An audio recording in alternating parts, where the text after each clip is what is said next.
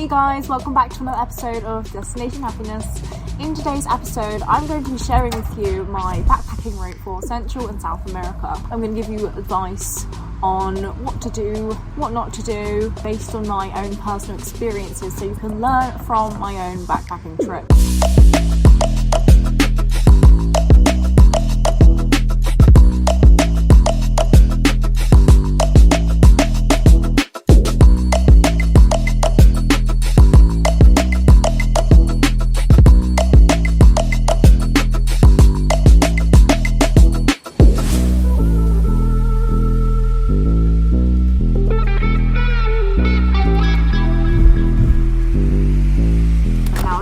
Tell you about my trip. It was a bit strange. I wouldn't recommend it, but I mean, it works.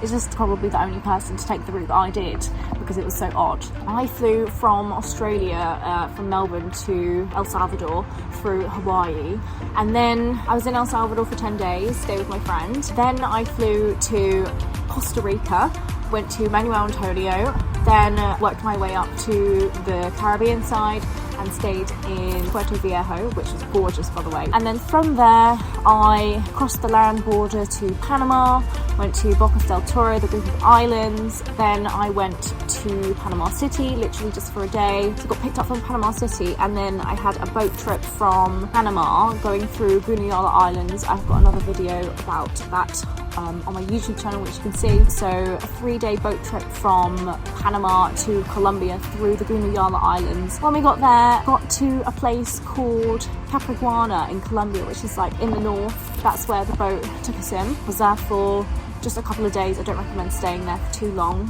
From there, got a bus to Cartagena in Colombia, which I do recommend. What I did from there, from Cartagena, I went to Medellin, and then in Medellin for like a good, I think like a week, which is a good amount of time to spend in Medellin. And then from Medellin, went to Salento, that was it, which was a gorgeous place in the mountains. There's coffee there, there is the tallest palm trees in the world, pretty cool spot. From Salento, went to Cali, which is the salsa capital of the world, where they say. From Cali, got the bus to Bogota, and then from Bogota flew to Lima in Peru. So that's when we started a Peru itinerary. In Peru, so we went to Lima first. Surfing was good, it was a good city. Then went to Huayna, which is a place in the desert. You have to go there. You can't go to Peru and not go to Huayna. And then from there, went to Arequipa, which is where Colca Canyon is, the deepest canyon in the world, I think. I need to fact check that. From Arequipa, went to Cusco, like high in the mountains. That's where you need to start getting used to the altitude, basically. Cusco is like, you have to go there if you go to Peru. You probably already know about it if you're planning a trip to Peru anyway, but there is Machu Picchu. Well, it's not in Cusco, but that's where you kind of go from. Then from Cusco, we got the bus to a place called Puno, so that's like just on the border between Peru and Bolivia. That's where Lake Titicaca is, and that is the highest navigable lake in the world. And then yes, so we crossed the lake. That's when we started our Bolivia trip. So we started in La Paz. We got the bus from Puno to La Paz. La Paz was great. It's probably my favorite city in all of South America. I really loved it there. Then from La Paz, I went to Runabeck. So that's in the north of Bolivia. That's where you can go to Amazon, also Pampas. So it's kind of like the outskirts of the Amazon rainforest, which I feel like it's a must. I mean, unless you want to go from Brazil or somewhere, but Bolivia is known to be the cheapest place to get to Amazon from. From Runabeck, we went back to La Paz, collected our bag. We went to Sucre, another city. I think actually that's the capital of Bolivia. To be honest, we didn't really do much in Sucre. We kind of just watched like the Euros, the football was on, and we were like, yeah, doing that, hanging out with friends that we made in La Paz. Then on our way from Sucre, uni tour to the salt mines and going through to the Atacama Desert in Chile. So before we went to uni, on the way we stopped off in a place called Potosí, not to get confused with Huayna Potosí. Potosí is also a mining town. We went on a Sunday and we didn't realise that's when the miners don't work, but it meant that when we went down into the mines, no one was there. It's kind of creepy actually. But yeah, we were just in Potosí for a day, and then when we went to uni, that's when we did the salt flats tour, and we had so much fun.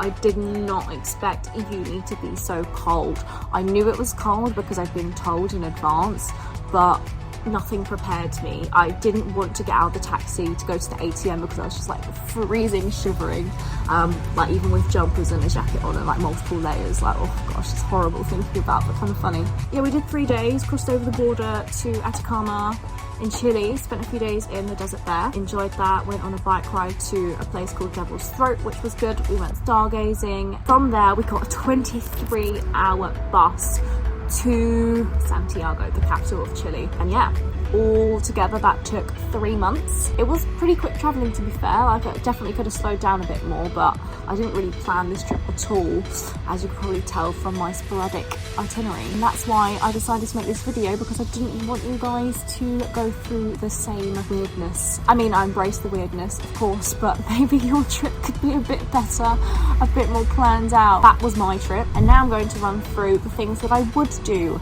next time, or I should have done, and I recommend for you to do because you probably enjoy yourself more. First things first, I started in El Salvador.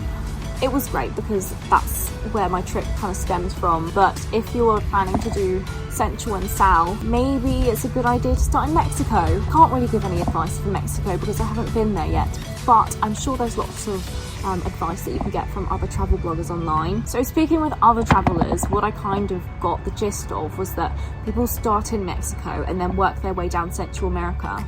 So going to Guatemala, then Honduras, then El Salvador, Nicaragua, Costa Rica, and then Panama.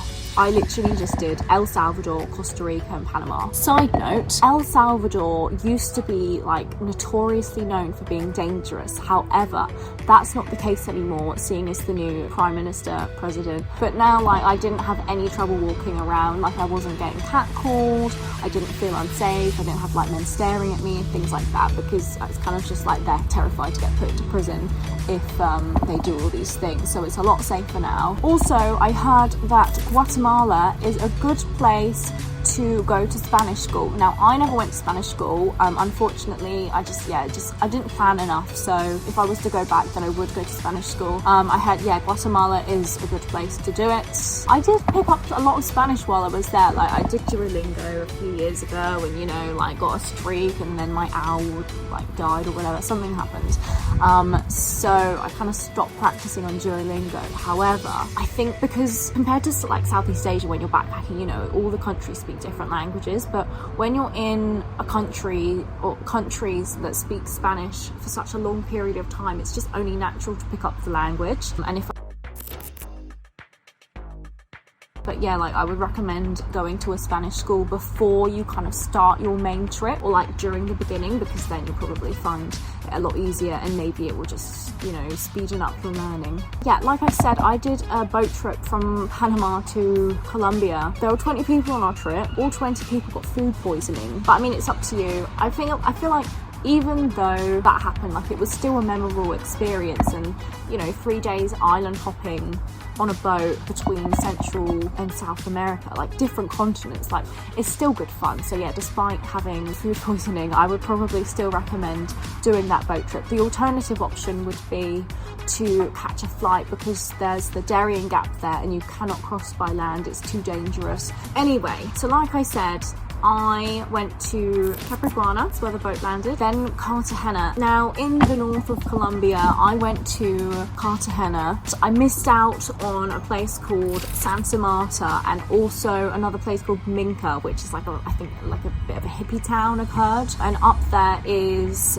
the Lost City trail that you can do. It sounds really good. I never got the chance to go. That's just the way it worked out. But if I was to go back, then I probably would spend more time in the Caribbean side, like the north of Colombia, and less time in the cities like Cali or Medellin. That's just my personal preference, but I guess it's up to you what you prefer. Like, do you prefer Caribbean coast beach or do you prefer city? For me, I think it really depends what I want to do, but yeah, maybe the cities, maybe I should have spent less time there. When you're at the north of South America, I think the typical route is to travel down the west coast, so from Colombia to Peru to to Bolivia, Ecuador if you're feeling like it, down to Chile, and then like Patagonia way. I finished my travels in Chile, but there's definitely more to do, and then you could start going to like Argentina, and then maybe like make your way up to Brazil. Brazil will be great, but also like you've just spent the past like however many months speaking Spanish, so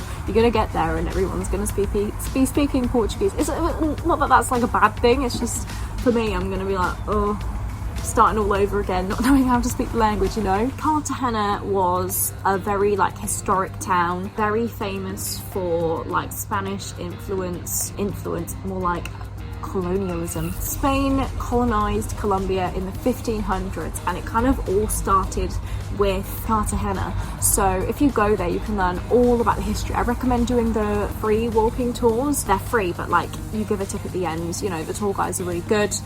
They work hard to earn a living. And in Medellin, there is RV Park, which is a cool spot. There's cocoa farm tours. I didn't do that in Medellin though. I waited till I got to Salento to do the cocoa farm tours. Comuna 13 is like a district in Medellin where there was like lots of crime that went on, lots of gangs. But now the kids of today, they kind of, you know, grow up and look for a paintbrush because there's lots of graffiti and art, and that's kind of how they've turned things around in terms of all the crime and gangs. They've kind of like pushed the people of Comuna 13 and the wider area into appreciating art and being artists and graffiti and, you know, stuff like that. Also, side note, day trip to Guatapi. I do have another YouTube video which I can share with you on Guatapi. I think that one went out last week, which you could appreciate. In Salento, that's when I went to Cold Canyon, like I mentioned. The coffee access is there. Or I was going to book a coffee tour online. I can't remember what it was called. I think it was like, it had red branding. When I was in the hostel, they recommended a local coffee tour, so I ended up booking it with them. The name of that was Buenos Aires, and that one was really like small, intricate. Like I could tell that it's not really like a commercial tourist coffee farm. I recommend that one, Buenos Aires. Also did a day trip to Santa Rosa de Cabal hot springs, which was fun. The only thing is like you kind of have to make your own way there, and it involves like getting a bus and then like jumping in a jeep taxi kind of thing. It's not like a set up thing, it's just like, yeah, it was a bit confusing, but luckily I met a girl at the hostel who spoke Spanish, so she kind of got us there safely. Otherwise I probably wouldn't have been able to get there by myself because it's all very local. Then the last stop was Cali. There is a street and lots of people will go there to salsa. Watch your bags, be careful, don't have too much to drink. Yeah, I mean, like, it's fun. I personally didn't enjoy Cali that much though, just because someone did try to mug me and I just didn't really feel that safe, to be honest, and that's just the honest truth. That's just Colombia for you. I mean, it's like that in all parts of the world. Like, things could happen no matter where you are. So my word of warning to you is just be vigilant, be careful. I didn't get mugged, someone saved me, but it was almost. I did a walking tour in Cali and my tour guide said something about Gringo Tuesdays. I never actually went because I was on like a different day, but apparently it's like a meet-up language exchange where you can go and like make friends, and it sounds good. I never went though, but yeah, Gringo Tuesday. Like I mentioned, I flew to Peru from Bogota. I never actually left the hostel in Bogota because of what happened in Medellin and Cali, and it was just like I was only there for a day, so I was doing lots of admin. I loved Peru so much. When I got to Lima, I just kind of like had such a good vibe, you know. The food was good. Coffee was, actually I didn't have coffee, I had a hot chocolate and it was awful.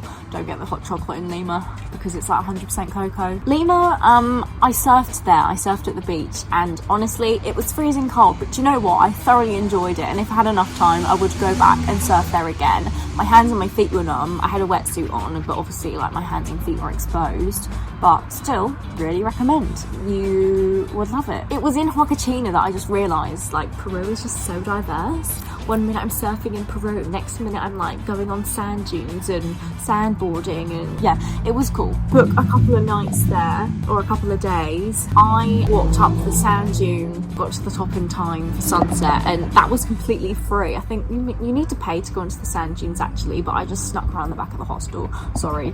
But that's me being honest. Money saving tips with Soph. I just snuck around the back of the hostel, got to the top, and then when I was up there, it was just like so beautiful seeing the sunset like on the desert.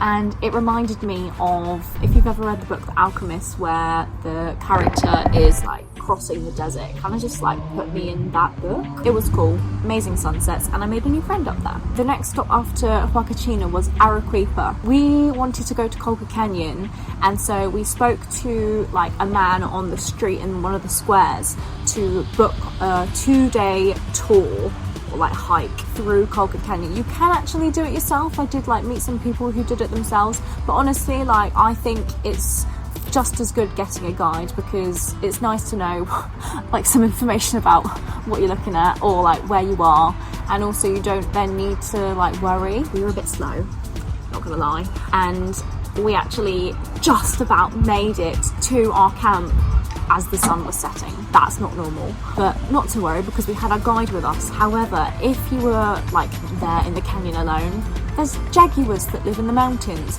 so maybe it's not the best idea to do that by yourself, but do what you want. I'm just giving you advice, my personal advice. Another note about Colca Canyon, so you can do it in 2 days or you can do it in 3. Now, in my mind, I thought the 2-day trip would be easier because it's 2 days, but no. You cram the same amount of things, like the same amount of hiking as the 3-day trip in 2 days, so all it really means is you're rushing and you're expected to do it in like a quicker amount of time. So if you're like me and you're not really an experienced hiker, you didn't bring your hiking boots, you had to rent them, blah blah blah, do the 3-day hike. We were hiking with a couple who were a PE teacher and a fireman, so very fit people. If you're like that, then maybe 2 days will be fine. If you don't care about falling over little rocks and not arriving till sunset, then maybe 2 days will be fine, but it's completely up to you. Depends how much time you've got. We did it in 2 days. It was a bit of a rush, but we still did it, so it's up to you. I loved Cusco, my gosh, but it really did screw me over the first few days. So I knew I had to acclimatise, but I didn't quite realise exactly what the effects were going to be. Now, you can expect being dizzy, you can expect waking up in the middle of the night gasping for air because you can't breathe. You can experience like waking up in the morning, like literally just sitting up out of bed and then your heart is racing, feeling dizzy, nausea, you know, all the works, all the I feel sick. Temperature, you might get a temperature, but there are things that you can do to mitigate these symptoms. Number 1, cocoa sweets. Now these are little green sweets, they're kind of cute, they're made out of cocoa leaves. You just take them, you know, as you would like a Haribo, but they have these magical effects that make you feel better. They're not illegal, in fact they're very good. You just aren't allowed to take them out of the country. Number 2 is cocoa leaves. So this is what the cocoa sweets are made from, but you can just get the leaves and drink them as a tea. Or tip number 3 is just go with it. Go with feeling a little bit not good and walk around. It will help you. I made the mistake of thinking, right, I'm not feeling well, I'm going to stay in bed. But apparently that's the worst thing you can do and you won't get better. So what you should do is go and have a little wander, go and have a little like look around Cusco, and yeah, just get used to it. You're going to walk uphill, you're going to get out of breath after 10 seconds, but you just have to go with it. And then after a few months of being at high altitude, when you finally come back to like a normal 0-meter altitude, you're going to feel like a superhero. You're going to be like, wow, I can walk 10 minutes and not be out of breath. So it's all about like your mindset and getting used to it. Cusco is known for Rainbow Mountain, but I also heard that there's another mountain called Palcoyo, which is not as touristy. When we were there, I probably saw like 5 other people. 2, it's easier to hike, so it's up to you if you want to go the path less travelled, or if you want to go to Rainbow Mountain and see, you know, that classic mountain view, or maybe if you've got time you can do both. It's your choice at the end of the day. I will warn you though, like you can have a look at my Instagram for reference of what the true colours are, but there are a lot of people out there, unfortunately, who edit their pictures just to give the like Rainbow Mountain more of a vibrant colour, more of a vibrant feel. So just have realistic expectations when you go there. Not that I'm saying it's not good, I just think it's unfortunate that some like people make it out to be more spectacular than it is, which means that when you get there, maybe it's a bit of a disappointment, which I don't want you to feel. So just, yeah, don't expect anything actually, just expect there to be nothing, and then when you get there, it's gonna be like, wow, it's colourful. There's a place as well in Cusco called Humante Lake.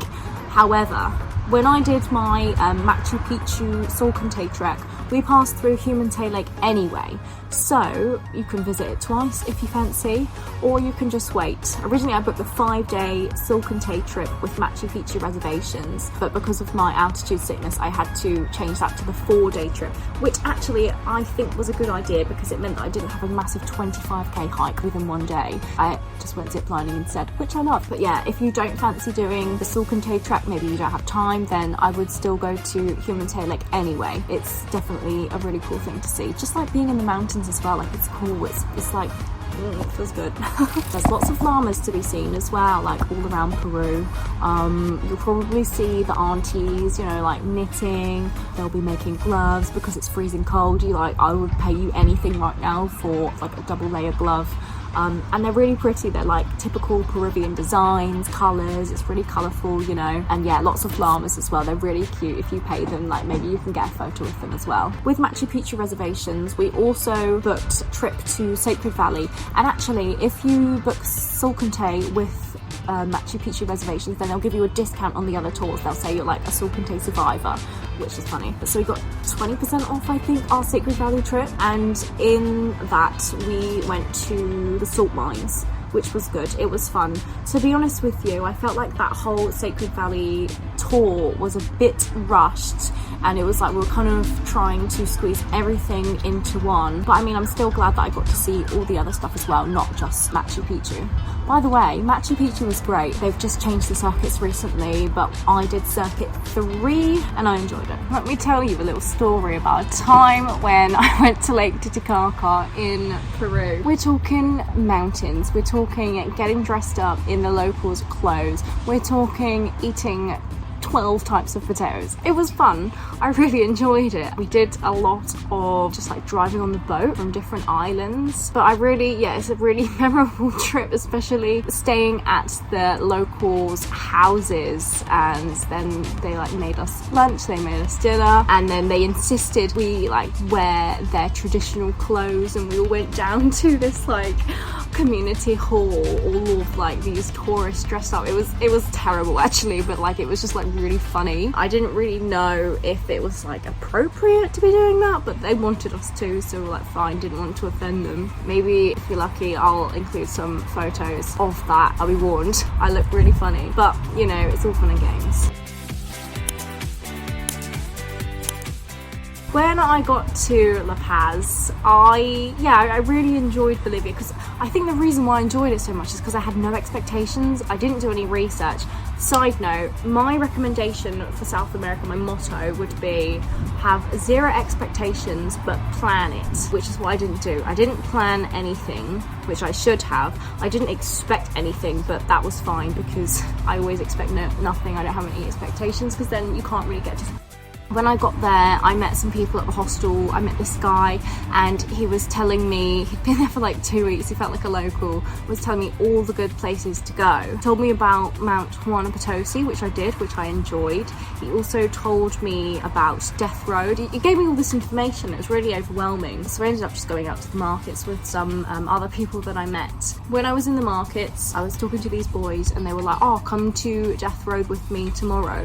I was like, sounds a bit dodge. Death Road, the most dangerous road in the world. But like, no, it's good. And I had read about it online. It's like a route that you cycle through, like mountain biking. It was really fun. So I ended up going on that trip and I really enjoyed it. Yeah, we got along. I got along with the people that I went cycling with. And then on the way back, he says to me, I'm going hiking a mountain tomorrow, you should come. I'm like, not sure how I feel about this, but you know me, I'm always up for a challenge. So I decided, okay, how bad can it be? If you go onto my Instagram stories, then you can see my highlights from Mount Huayna Potosí. This is the moment I thought, what have I got myself into?